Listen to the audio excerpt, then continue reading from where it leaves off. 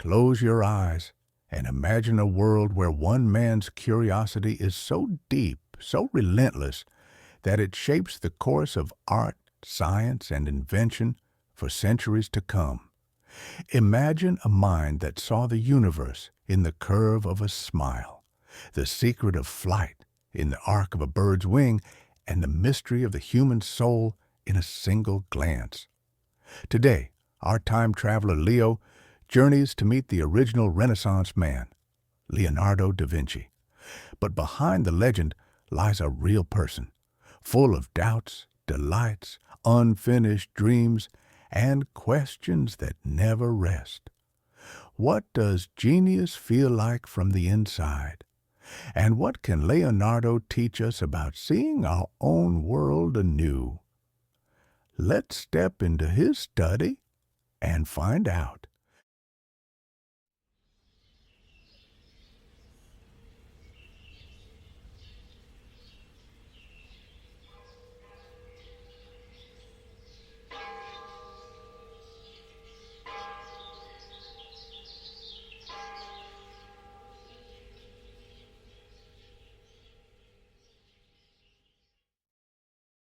It's 1517. In the Loire Valley, the manor of Clos-Lucé is alive with sketches, inventions, and the hush of a mind at work.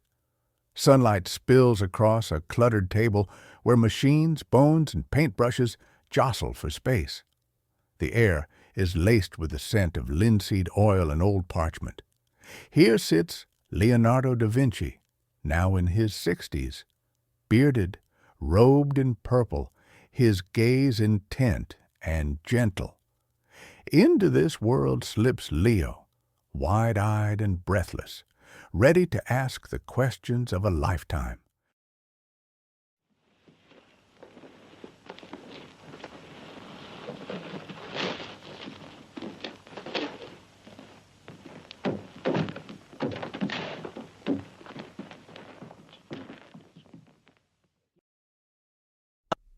Hello?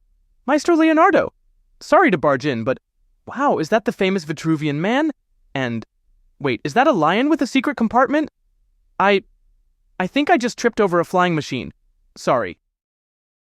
Do not apologize, young visitor. My inventions often trip me as well. Yes, that is the Vitruvian man. And the lion. He delighted King Francis with lilies concealed in his chest.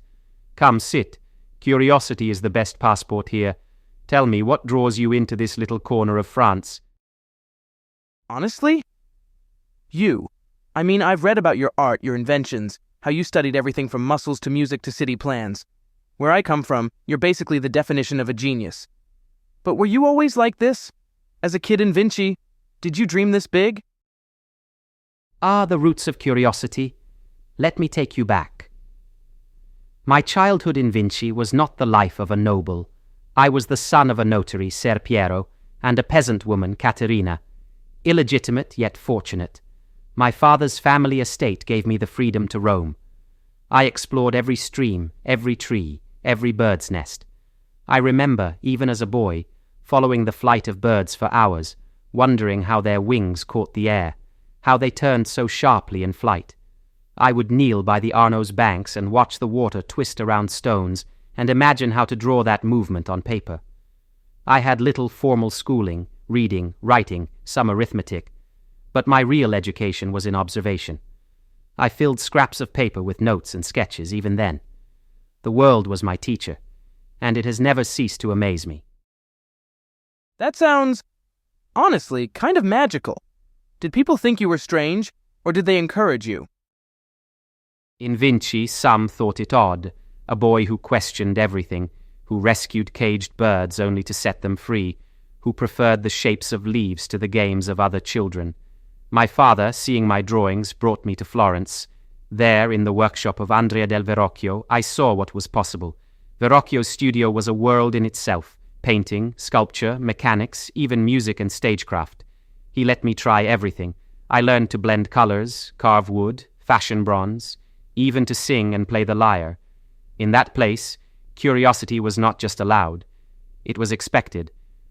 Still, I always felt a little apart, as if my questions were too many, my interests too scattered. Even now I wonder, is it a gift to be interested in everything or a curse to finish so little?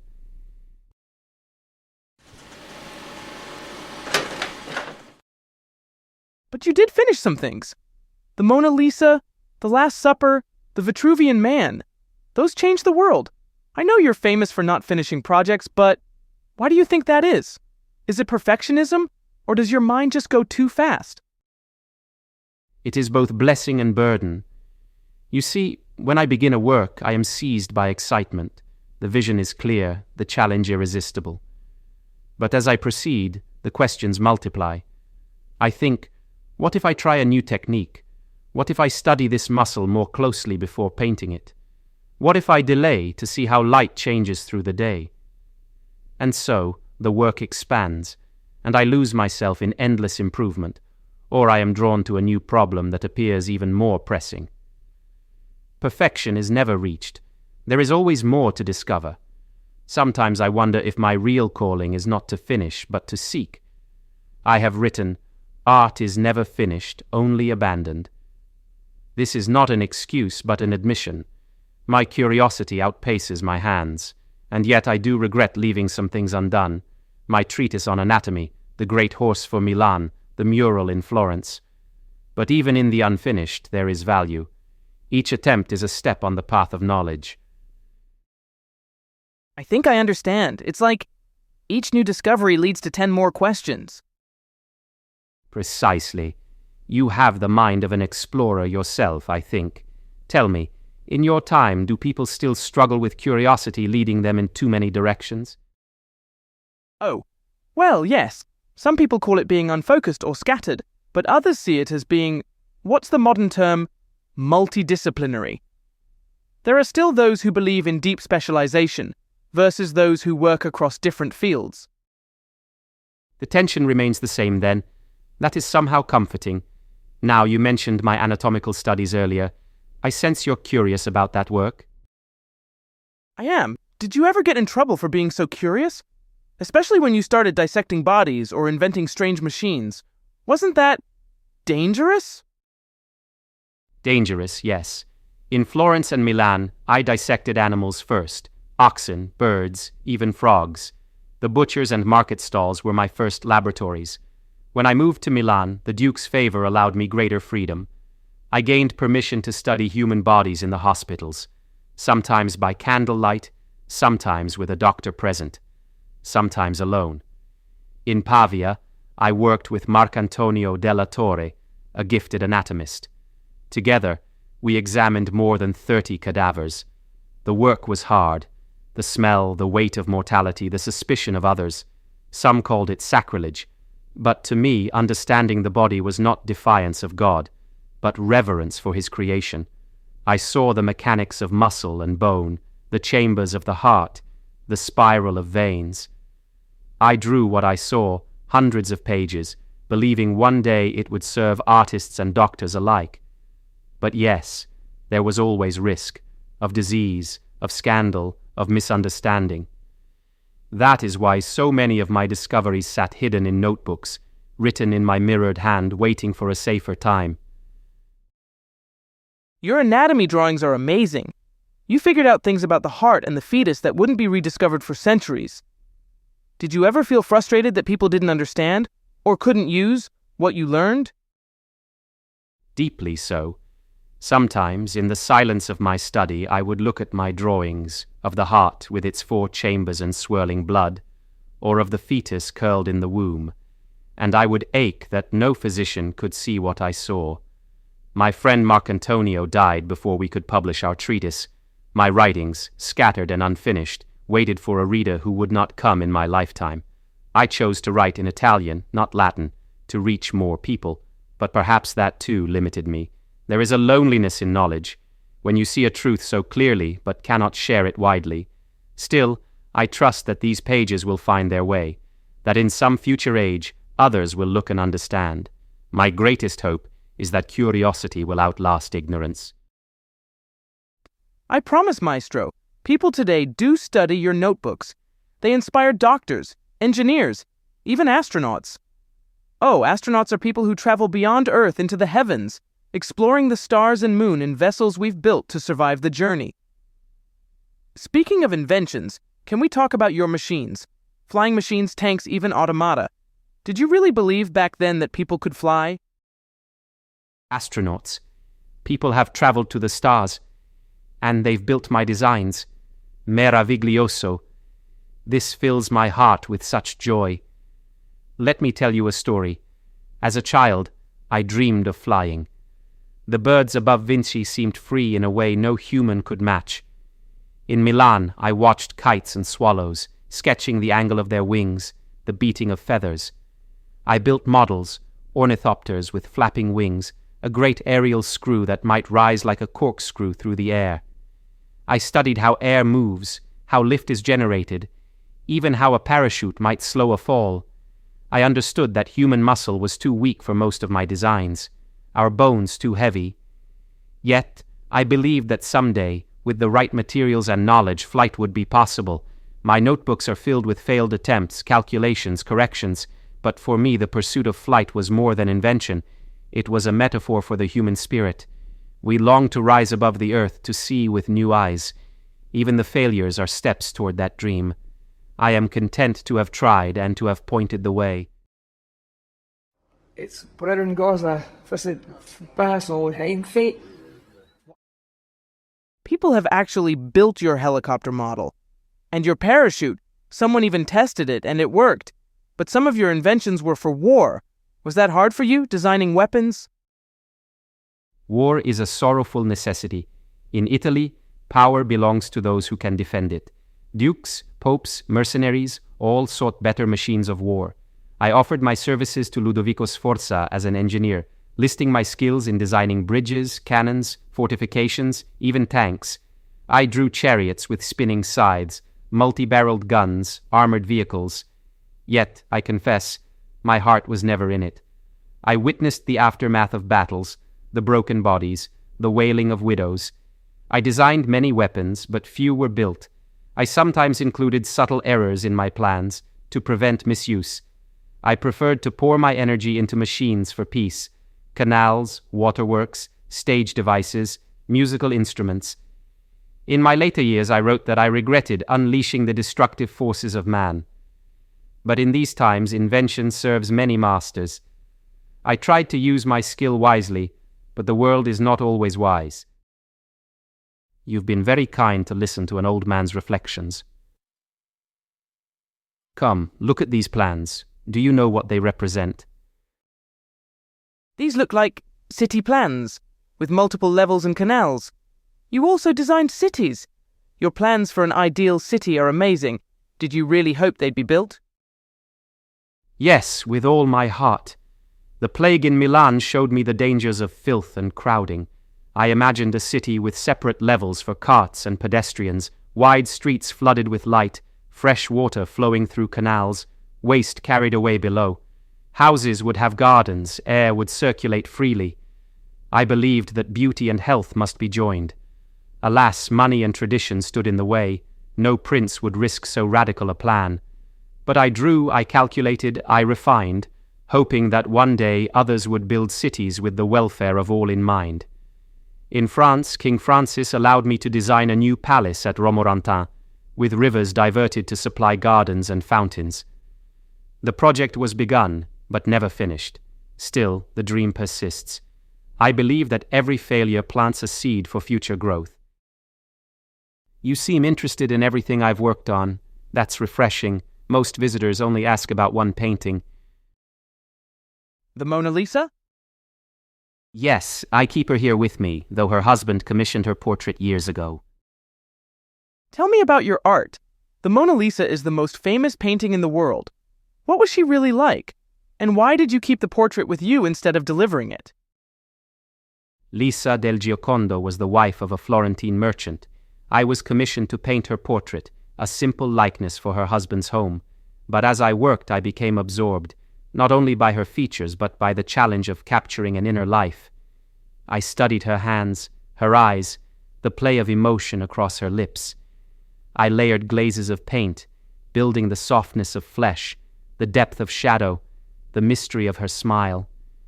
The background, too, is significant, a distant, almost dreamlike landscape, echoing the enigma of the human mind. I worked slowly, revisiting the painting over years, always finding something more to refine. I suppose I kept her with me because she became more than a commission. She was a meditation on the nature of being, a companion in my wanderings. People now see secrets in her eyes, codes in her smile.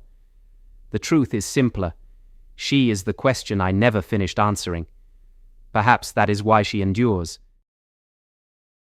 I have to ask, were you ever tempted to hide messages or codes in your paintings, or is that just a modern myth? I delight in puzzles and riddles, as any artist does, but I did not hide secret codes in my paintings. The mystery is in the ambiguity, how a smile can be both joy and sadness, how a landscape can be both real and imagined. In The Last Supper, I used composition and gesture to tell a story. In Lady with an Ermine, I played with symbolism, but I did not encode secret societies or prophecies. Sometimes the greatest mystery is simply looking closely at what is there.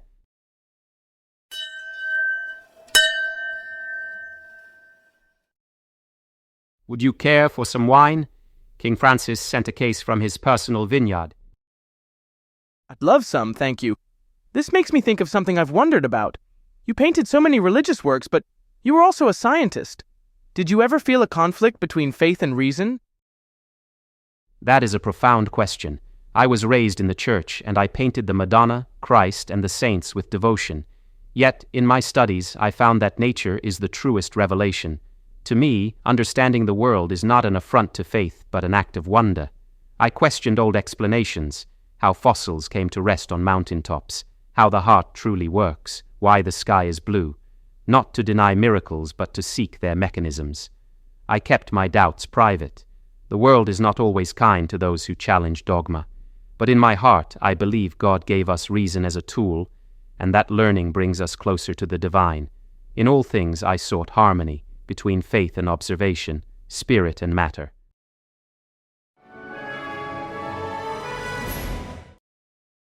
Look at that light. See how it reveals and conceals at once? That is the heart of my painting technique. Your use of light and shadow, sfumato, chiaroscuro, changed painting forever. How did you come up with those techniques? My obsession with light began early. I watched how dawn softened the edges of trees, how twilight blurred the line between flesh and air. I studied optics, how the eye mixes colors, how shadows reveal form.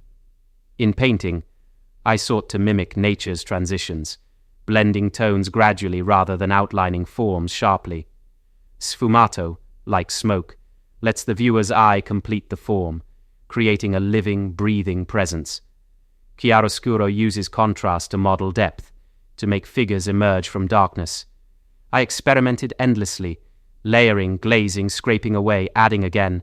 My goal was always to evoke the illusion of life, to make the painted figure seem as real as a person standing before you. In this I saw no line between art and science. Both are ways of seeing. I didn't know you were a musician too. Did you design that instrument? Music is a form of mathematics made audible.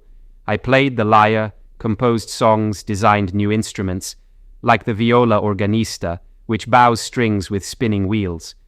In Milan, I orchestrated court entertainments, masks with moving scenery, costumes that echoed the motions of planets, mechanical birds, and lions.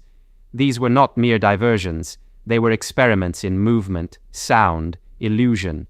Every art, to me, is a branch of knowledge. Even a festival can teach us about the order of the cosmos, the rhythm of time.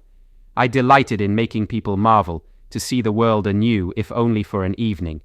And I learned much from the laughter and applause.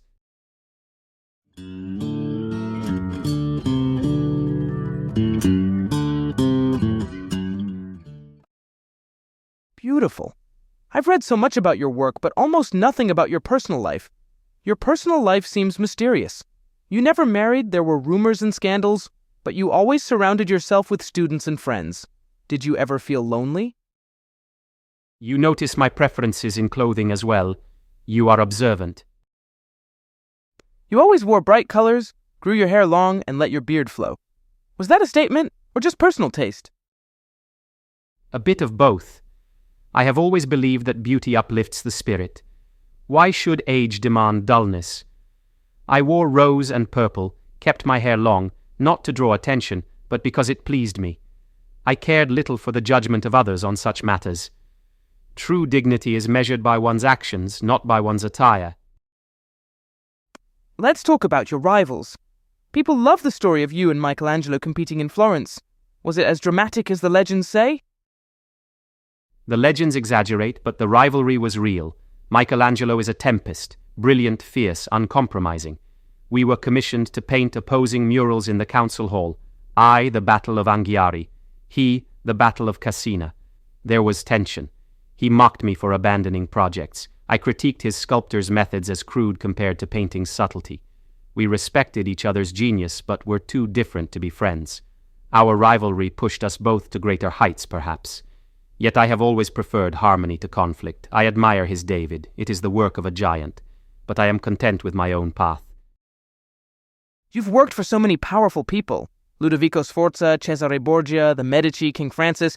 Was it hard to adapt to so many courts and personalities? It was a dance, always. Each court has its own rhythms, its own dangers and opportunities. Ludovico gave me freedom to explore art and engineering, but Milan was always under threat, eventually conquered by the French. The Medici in Florence were cultured but political. I found more freedom as an independent master, though less security. Cesare Borgia was a man of ambition and violence. I served him briefly, inspecting fortresses, but did not linger. In France, King Francis is a true patron of learning. He visits often, encourages my dreams, lets me reflect in peace. I have learned to adapt, to find what is possible in each place, and to keep my own counsel. In the end, the pursuit of knowledge is the only constant. Once this hand could draw a perfect circle in a single motion. Now I must guide it with my left. Now that you're older and your right hand is weak, do you feel at peace? Or do you still wish for more time, more projects? Age brings both acceptance and longing. My hand is crippled. Writing and drawing are slow. I cannot paint as I once did. Yet my mind is still full of questions. I teach, I plan, I dream. I regret the works left unfinished, my treatises, my city, my inventions, but I am grateful for the time I have been given, for the kindness of King Francis, for the companionship of Melzi.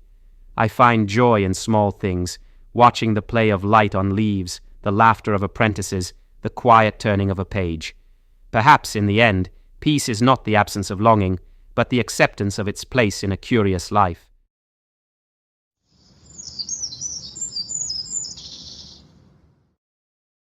Hear that? The swallows have returned early this year. Speaking of birds, your notebooks are filled with studies of them. It seems like you were particularly fascinated by flight. Was there one particular bird that inspired you the most? The kite, that magnificent predator, captivated me above all others. Its ability to hover motionless in the sky, then plunge with such precision, seemed miraculous. I spent countless hours observing kites near Monte Seziori. I noted how they adjust the angle of their wings to catch rising air currents, how their tails control their stability. I even climbed to high places to release captured birds, watching carefully as they took flight, trying to understand that crucial moment when weight yields to air. The swift was another marvel, so small, yet capable of such speed and endurance. And the bat, though not a bird, its membrane wings suggested different possibilities for human flight. Each creature revealed another secret of the air. My dream was to combine these lessons into something that might carry a man skyward. Nature, you see, has already solved every problem we seek to address. We need only observe her methods with sufficient care. Water, too, captivated me. Look how a single touch creates circles that expand outward, transforming the surface while the depths remain unchanged. I'm curious about your work with water. Your notebooks show incredible designs for canals, dams, and even diving equipment. What sparked that interest? Water is the driving force of all nature. I wrote this many times in my notebooks. As a child in Vinci, I watched how water shaped the land, carved valleys, nourished farms. In Milan, I designed canal locks for Ludovico Sforza to make navigation easier between lakes and rivers. I studied how water moves, its eddies and currents, its destructive power and life-giving nature. I drew plans for diverting rivers, for machines to lift water uphill, for devices to measure its flow. In Venice, I designed systems to defend the city against Ottoman fleets, including a kind of underwater diving suit with breathing tubes of cane and a leather mask. I even sketched a form of webbed gloves for swimming faster. Water fascinates me because it is both mathematician and artist. It follows precise rules yet creates endless forms. When I paint a cascade, I am not merely depicting beauty, but also illustrating principles of motion and gravity. Understanding water helps me understand everything, from the flow of blood in veins to the movement of celestial bodies. Let's talk about The Last Supper. It's one of your most famous works, but it started deteriorating even in your lifetime. How did you feel about that? That mural haunts me still. I painted it for the refectory of Santa Maria delle Grazie in Milan, Christ revealing the betrayal, each apostle reacting differently. I wanted to capture that precise moment of dramatic revelation. But my technique, this was my error. Instead of using traditional fresco methods, painting on wet plaster, I experimented. I applied tempera and oil on a sealed wall. This allowed me to work slowly, to revise, to achieve those subtle expressions. But even before I finished, the paint began to flake. The refectory wall was damp. My experiment failed. Within my lifetime, as you say, it began to deteriorate. I felt tremendous regret. I had sacrificed permanence for perfection. Ludovico Sforza was displeased, the Dominicans more so. When I see copies made by my students, I recognize the composition, but much of the subtlety is lost. It is perhaps fitting, like many of my works, it exists now more as an idea than as the thing itself. Yet people still find meaning in these fading figures. Perhaps that is enough. There is something I've always wished to ask someone from the future. Did any of my scientific work endure? Or am I remembered only for my art? Both. Your anatomical drawings are studied in medical schools. Your insights about fossils anticipated modern geology. Your notebooks are treasured by scientists and engineers. People even built working models of your machines to prove they would have functioned. That comforts me greatly. Tell me, which of my scientific studies most influenced your time? Your sketches show some fascinating machines. What we now call automobiles, self-propelled vehicles that move people without horses, and calculators, mechanical devices that perform mathematical operations automatically, were centuries ahead of your time.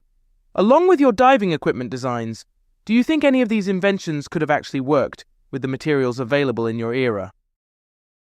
Automobiles and calculators, you say? Remarkable. Some of my inventions could indeed have functioned, others remained dreams beyond our capabilities. My self-propelled cart, your automobile, would have worked splendidly. It used coiled springs for power, with programming gears to control direction. We actually built a working lion automaton for King Francis that could walk and then open its chest to reveal lilies. The king was delighted. My theatrical flying machines, using counterweights and pulleys, successfully carried actors through the air during performances, to great applause. My diving apparatus with its leather suit and cane breathing tubes might have worked for shallow depths, though I recognized the problem of water pressure that I could not solve. My ball-bearing designs, screw-cutting machines, and textile devices were all feasible with existing materials, but other designs exceeded our capabilities. My ornithopter, the flapping wing flying machine, required stronger materials and a more powerful energy source than muscle could provide. My calculating device needed precision gears difficult to manufacture with available techniques. My printing press improvements and multi-barreled guns were theoretically sound but practically challenging. I faced the inventor's eternal dilemma, ideas that outpaced implementation. Yet even impossible machines served a purpose. They stretched imagination, established principles, and planted seeds for future inventors to nurture when new materials and methods became available.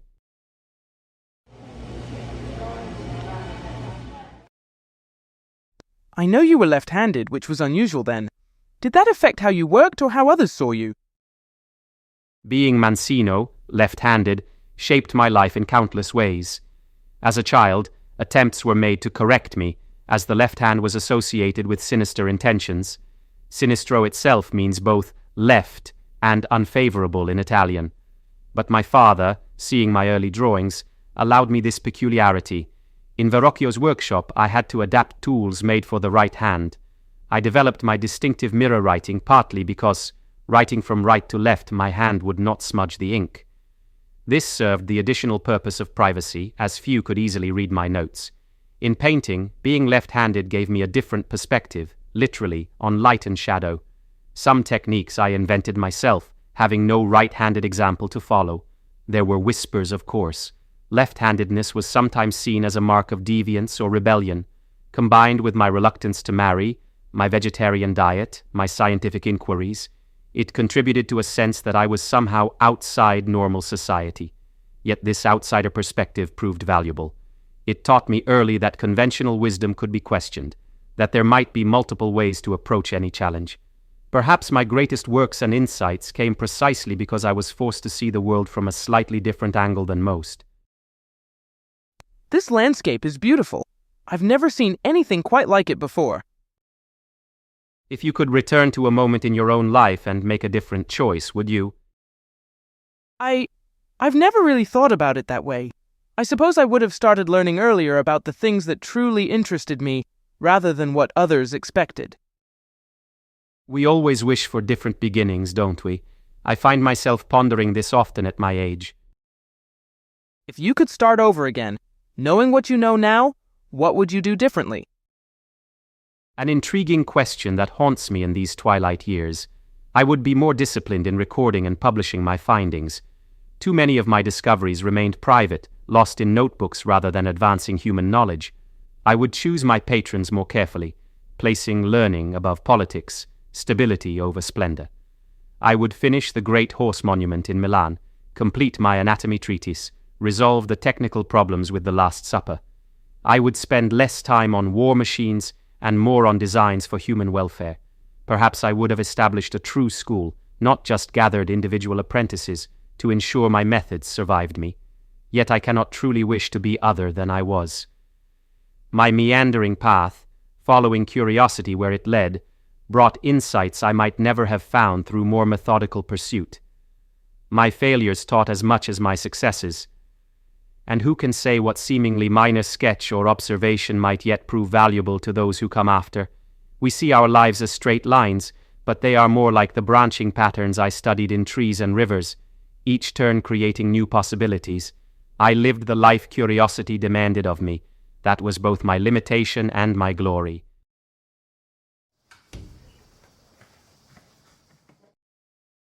Our time grows short, my young friend. Soon Melzi will come to remind me of dinner with the king. Before you go, what final question would you ask of this old man? Thank you, Maestro. If you could speak to people centuries ahead, scientists, artists, anyone, what would you tell them? I would say, cultivate your senses. Look closely, question deeply, cherish wonder, study the science of art and the art of science. Realize that everything connects to everything else. Do not fear doubt. It is the beginning of wisdom. And remember, learning never exhausts the mind. The world is full of mysteries, waiting for your questions.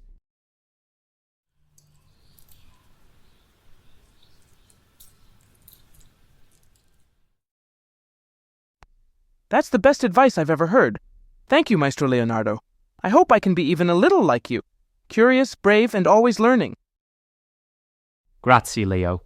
Your questions honor me. Take them with you, wherever you go.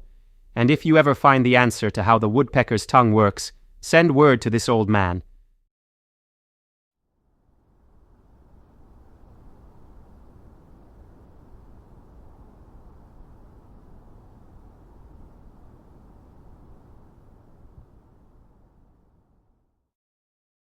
I can't believe I just spent an afternoon with Leonardo da Vinci. I learned that genius isn't about being perfect. It's about never losing your sense of wonder and always daring to ask the next question. Leonardo showed me that unfinished work isn't failure. but a sign that you're reaching further than most people dream. Whether in art, science, or life, it's the curiosity that counts. So, if you're listening, don't be afraid to start, even if you don't know how you'll finish. From the sunlit study of Clos Lucé, Leonardo's story echoes through centuries. His notebooks, paintings, and inventions invite us to look deeper, to connect ideas, to blend art and science. His doubts, struggles, and triumphs remind us that the greatest minds are also the most curious. Until next time, keep seeking, keep questioning, and listen for the echoes through time